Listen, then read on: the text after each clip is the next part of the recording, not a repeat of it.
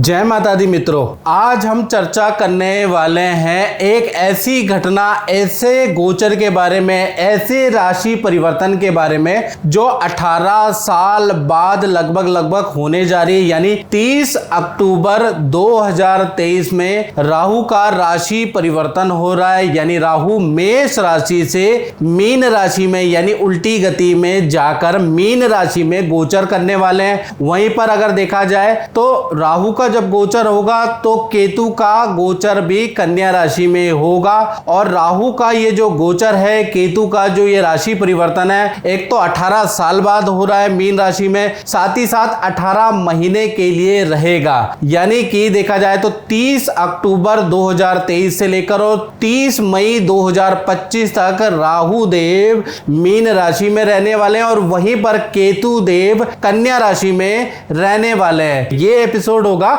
राहु के ऊपर कि राहु का 12 राशियों पे क्या प्रभाव पड़ेगा, इसके बारे में इस कार्यक्रम में चर्चा करेंगे। सबसे पहले राहु का मंत्र, ओम अर्धकाया महावीर्य चंद्रादित्य विमर्दनम सिंगिका गर्भ संभूतम तम राहु पर्णमाम्यम। यानी अर्धकाया महावीर्य, यानी कि राहु की अर्धकाया है और महावीर्य का मतलब बहुत ज्यादा लालसा और महत्वाकांक्षी वाला ग्रह चंद्रादित्य विमर्दनम, जिसका चंद्रमा और देखा जाए सूर्य से गंभीर शत्रुता है। सिंह का गर्भ संभूतम तम राहु प्रणमाम्यम, सिंह की सवारी करने वाला ऐसे राहु देव को हम प्रणाम करते हैं। चलिए सबसे पहले राहु देव कौन है, और ज्यादातर दर्शकों को जो ज्योतिष के अंदर इंटरेस्ट रखते हैं उन्हें मालूम है, लेकिन फिर भी मैं थोड़ा सा अपनी ओर से पौराणिक महत्व भी आपको बताने जा रहा हूं और वैज्ञानिक महत्व भी बताने जा रहा हूं। पहले हम ये जानते हैं कि राहु है क्या, कौन है। तो पौराणिक कथा के अनुसार जब समुद्र मंथन के दौरान स्वर भानु एक दैत्य था जिसने अमृत का कलश या अमृत का पान पी के वो अमर हो गया, तब भगवान विष्णु ने अपने चक्र से उसके 2 भाग कर दिए। यानी कि जो विष्णु भगवान का चक्र था उसके गले से उसको काट दिया, तो ऊपर का हिस्सा राहु कहलाया और नीचे का हिस्सा जो है, जो धड़ है, वो केतु कहलाया। और ये राहु और केतु के नाम से आगे प्रसिद्ध हो गए। वैसे इस राक्षस का नाम स्वरभानु था। अब वैज्ञानिक महत्व के बारे में मित्रों जानते हैं तो देखिएगा कि सूर्य है और सूर्य की परिक्रमा पृथ्वी करती है। मान लीजिए सूर्य है, सूर्य की परिक्रमा पृथ्वी करती है और पृथ्वी की परिक्रमा कौन करता है? चंद्रमा। तो जब जो पृथ्वी की जो कक्षा है और चंद्रमा की कक्षा देखा जाए, जब ये आपस में 2 भागों में ऊपर और नीचे काटती है, यानी कि 2 अक्षांश में काटती है, जो चित्र में दिख रहा है, और उसको नॉर्थ नोड और साउथ नोड कहा जाता है। यानी नॉर्थ नोड और साउथ नोड कहा जाता है और इसको टोटल इस घटना को लूनर नोड कहा जाता है। वहीं पर आपको ऊपर की तरफ केतु महाराज मिल जाएंगे, नीचे की तरफ आपको राहु महाराज मिल जाएंगे, जो कि पृथ्वी की कक्षा और देखा जाए चंद्रमा की कक्षा को 2 भागों में 2 बिंदुओं पे काटता है। आपको चित्र में समझ में आ जाएगा मैं क्या कहना चाहता हूं। यहीं पर है राहु और केतु, याद रखिएगा। अब राहु और केतु को आपने जान लिया क्या है, कैसे दिखते हैं। वैसे तो दिखाई देते नहीं, छाया ग्रह हैं, लेकिन उसका अनुमानित वैज्ञानिक दृष्टिकोण हमने देख लिया, पौराणिक महत्व देख लिया। अब राहु केतु के कुछ रोचक तथ्य मैं बताने जा रहा हूं जो कि आपको बड़ा हैरान करने वाला है। पहला मित्रों, राहु केतु की कोई अपनी राशि नहीं है। यानी कि अभी तक, यानी कि इस वीडियो 2023 तक और जब से राहु केतु का सर कटा है तब से अभी तक विद्वानों के बहुत अलग अलग मत है। मतलब राहु केतु में जितना कंफ्यूजन है ना मित्रों, उतना कंफ्यूजन किसी में नहीं है। कोई ये मानता है कि मिथुन राशि राहु की उच्च राशि होती है, कोई मानता है कि धनु राशि राहु की उच्च राशि होती है। इसी प्रकार से केतु में अलग अलग कंफ्यूजन है, कौन मित्र है कौन शत्रु है, लोग अलग अलग तरीके से अलग अलग विद्वान डिस्क्राइब करते हैं। बिल्कुल कंफ्यूजन है इसमें। साथ ही साथ सबसे बड़ी इंटरेस्टिंग बात मैं आपको बताऊं, राहु केतु एक ही शरीर से उत्पन्न हुए हैं। यानी कि एक आत्मा 2 जान है, लेकिन उसके बाद भी देखा जाए दोनों में भी आपस में शत्रुता है। यानी जब देवता का दर्जा दोनों को मिल गया, राहु को और केतु का, तो एक दूसरे से भी चिढ़ने लगे और एक दूसरे से भी शत्रुता इन्होंने कर ली, जैसे भाई भाई आपस में लड़ते हैं। इसी तरह से देखा जाए तो दूसरा इंटरेस्टिंग पॉइंट क्या है, राहु जिसकी कुंडली में प्रबल होता होता है ना वो बहुत बड़ा कॉपी कैट होता है। अब कॉपी कैट का मतलब कि ऐसे व्यक्ति के अंदर चालाकी और देखिए चालाकी जन्मजात होती है। ऐसे लोग बहुत चालाकी करते हैं, बुद्धि से बहुत तेज होते हैं, साथ ही साथ किसी चीज की कॉपी करने में जैसे कहते हैं ना, जूते की कॉपी बना ली, सॉफ्टवेयर की कॉपी बना ली, उसकी नकल बना ली, कॉपी करने में बड़े एक्सपर्ट होते हैं, ओरिजिनल को भी मात देते हैं। जिनका राहु अच्छा होता है, याद रखिएगा स्टूडेंट, जिनका भी राहु अच्छा होता है तो कहीं ना कहीं केंद्र त्रिकोण में बैठा है, शनि की राशि, बुध की राशि, शुक्र की राशि में बैठा है, तो मान के चलिए ऐसे लोग कॉपी कैट बड़ी जल्दी कर लेते हैं। किसी की लाइफस्टाइल को फॉलो करना, कोई टेक्नोलॉजी की कॉपी करना बहुत अच्छा कर लेते हैं और सक्सेसफुल हो जाते हैं। साथ ही साथ केतु के बारे में बात करें तो केतु जो ग्रह है वो इंट्यूशन वाला होता है, यानी केतु जिसका भी स्ट्रांग होता है। और केतु किन राशियों में स्ट्रांग होता है ये बड़ा कंफ्यूजन है। केतु अधिकतर मित्रों जो राशियां हैं बुध की, गुरु की, शुक्र की राशियों के अंदर स्ट्रांग होता है। याद रखिएगा, बुध की राशि, गुरु की राशि, शुक्र की राशि में स्ट्रांग माना जाता है केतु को। तो यहां पर केतु अगर होंगे तो आपकी कुंडली में और केंद्र त्रिकोण में होंगे तो केतु आपका अच्छा है, आपके अंदर इंट्यूशन पावर हो जाएगी, यानी आपको एक अनुभव पता चलेगा कि आगे क्या होने वाला है, 10 साल बाद टेक्नोलॉजी कहां जाएगी। आपको बुरे और अच्छे की इंट्यूशन आने लगेगी, आपके अंदर इंट्यूटिव पावर आ जाएगी, जिसके कारण आप जो है अपने भविष्य को अच्छा बना सकते हैं। तो राहु और केतु दोनों अगर अच्छे हो जाते हैं तो कहीं ना कहीं एक में चालाकी बहुत अच्छी मिलती है और एक में इंट्यूटिव पावर ज्यादा मिलती है। साथ ही साथ एक और इंटरेस्टिंग पॉइंट बताता हूं, राहु केतु हमेशा वक्री होते हैं, यानी कि हमेशा उल्टे ही चलते हैं, लेकिन इनकी दृष्टि सीधी होती है। याद रखिएगा, इनकी जो दृष्टि होती है कुछ विद्वानों के अनुसार 5वीं, 7वीं और 9वीं दृष्टि होती है, याद रखिएगा। और विज्ञानों को मतलब विद्वानों के अलग अलग मत भी हैं राहु को लेकर, कोई 5वीं, 9वीं और 7वीं दृष्टि मानता है, कोई कहता है कि इनकी जब कोई राशि ही नहीं है तो इनकी दृष्टि का कोई महत्व नहीं है,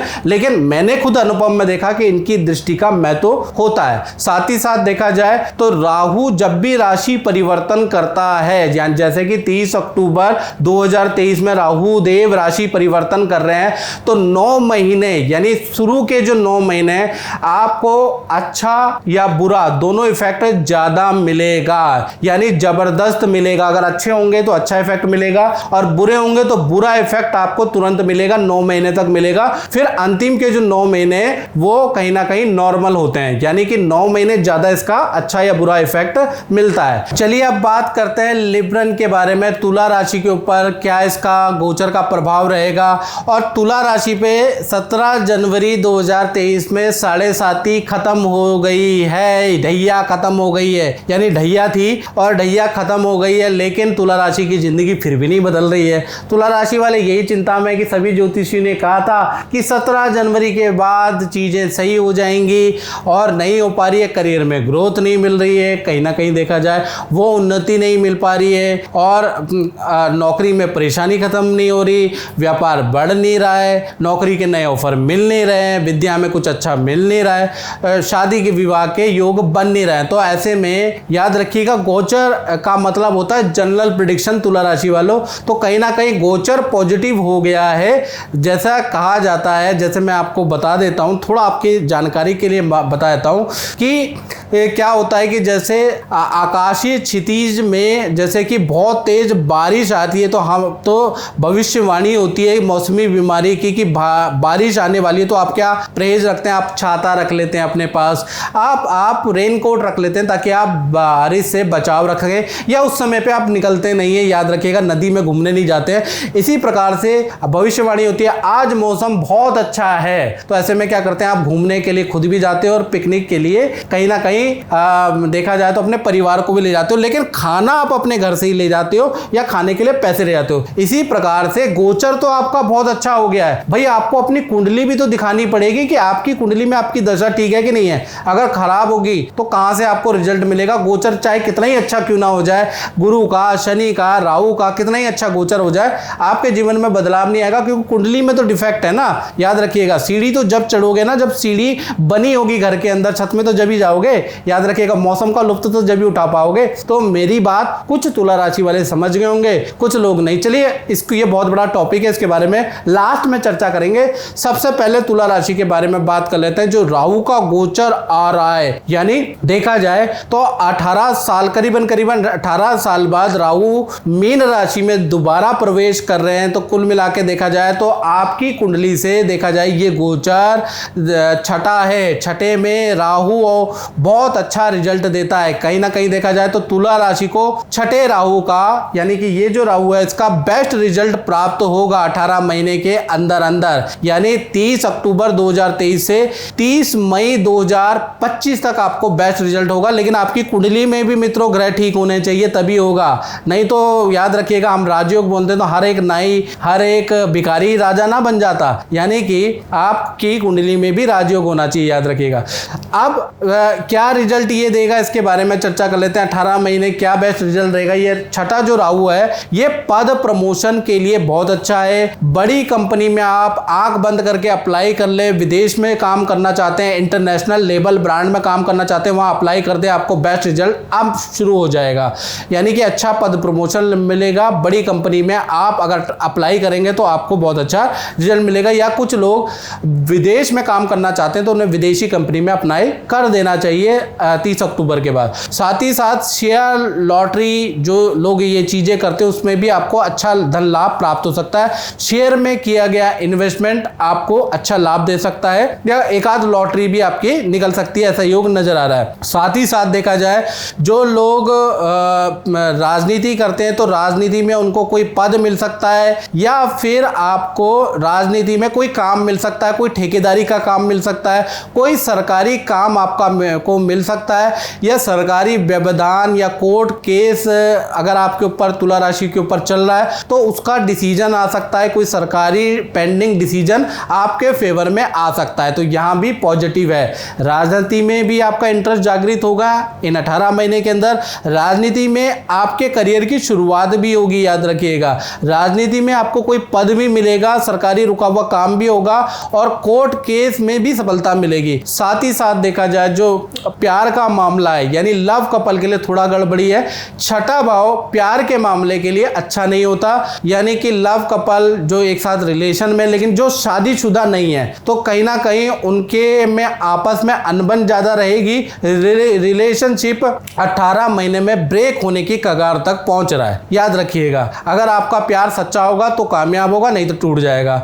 इसी प्रकार से देखा जाए पांचवी घटना क्या हो रही है, नौकरी के साथ में तुला राशि वालों नया कुछ क्रिएटिव काम कर सकते हैं। जैसा मैंने बताया कोई कॉपी किसी टेक्नोलॉजी की किसी की कॉपी करके सफल बन सकते हैं, क्योंकि राहु कॉपीकेट होता है, ये मैंने आपको बताया था ना। तो यहां पर आप किसी की कॉपी करेंगे और उसकी तरह बनने की कोशिश, उसकी तरह काम करने की कोशिश करेंगे और सफल भी होंगे, यानी नए काम की शुरुआत, नए आइडिया की शुरुआत राहु आपको देगा। साथ ही साथ विदेश जाना चाहते हैं तुला राशि वाले, या विदेश में पढ़ना चाहते हैं, विदेश में रहना चाहते हैं, विदेश में प्रॉपर्टी खरीदना चाहते हैं, विदेश संबंधी काम में आपको छठे राहु आपको सफलता मिल रही है। साथ ही साथ देखा जाए तो अचानक 18 महीने में आपकी आर्थिक स्थिति अच्छी हो जाएगी। गुप्त तरीके से धन भी आपको प्राप्त होगा। गुप्त तरीके से मतलब यानी कि आपको ऐसा धन प्राप्त होगा जो कि आपको कह लीजिए कि गुप्त तरीके से अचानक, किसी को बताना नहीं है लेकिन आपको धन लाभ होगा। तो कुल मिला के धन कमाने के एक्स्ट्रा इनकम के सोर्सेज आपके बनेंगे।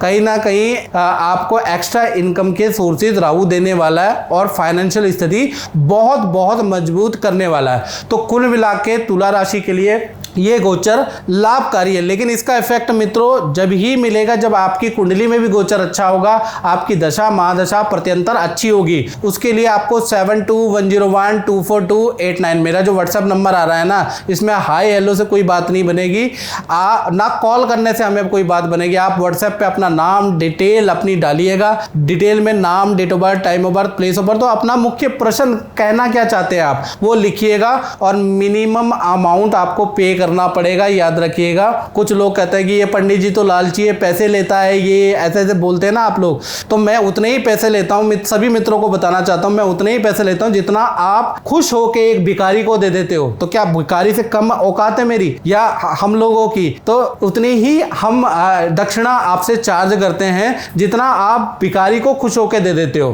तो मान के चलिए ये बहुत ज्यादा दक्षिणा हो गई। जब आप ब्राह्मण को इतना नहीं दे सकते तो आगे आपका अच्छा होगा तो आप क्या दोगे? दोगे किसी को, क्या समाज के लिए करोगे, कुछ नहीं कर सकते आप। तो इसलिए आपकी हेल्प करने से अच्छा है किसी गरीब की, किसी अनाथ को मैं दान दे दूं। तो याद रखिएगा, हमारी उतनी ही दक्षिणा है जितना आप खुश होके किसी भिखारी को दान देते हैं। तो मित्रों, इस कार्यक्रम में बस इतना ही। मुझे दीजिए इजाजत। जय माता दी।